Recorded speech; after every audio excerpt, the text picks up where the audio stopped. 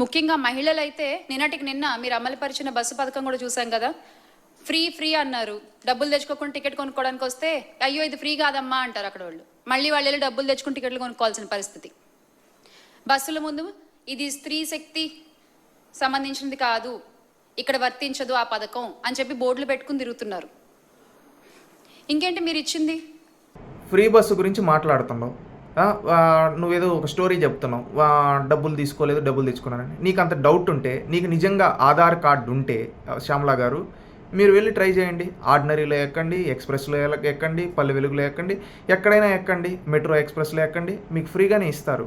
Press మీట్లు AC రూముల్లో కూర్చొని press మీట్లు పెట్టడం కాదు, గ్రౌండ్లోకి వెళ్ళి చూడండి. ఫ్రీ బస్ సక్సెస్ అవ్వడంతో మీ చేత స్క్రిప్ట్లు ఇచ్చి జనాలు మిమ్మల్ని తిట్టుకునే విధంగా, మీ తోటి మహిళలే మిమ్మల్ని తిట్టే విధంగా చేస్తున్నాడు జగన్మోహన్ రెడ్డి. శ్యామలా గారు గుర్తుపెట్టుకోండి. ఎందుకు ఈ విధంగా మాయ మాటలు?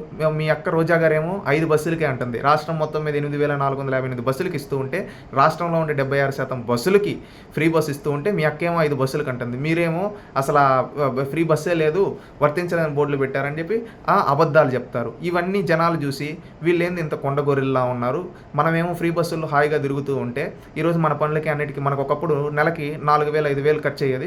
ఈరోజు సున్నా స్త్రీశక్తి 0 ఫేర్ టికెట్తో మనం వెళ్తూ ఉంటే వీళ్ళేమి ఇట్ట చెప్తున్నారు, వీళ్ళ నాయకుడికే బుర్ర లేదనుకున్నాం, వీళ్ళకి కూడా బుర్ర లేదా అని చెప్పి మీ గురించి మాట్లాడుకుంటున్నారమ్మా శ్యామలా గారు. ఇకనైనా స్క్రిప్టు ఏదుంటే అది చదవకుండా గ్రౌండ్ రియాలిటీ తెలుసుకొని మాట్లాడాలని తెలియజేసుకుంటున్నామమ్మా శ్యామల.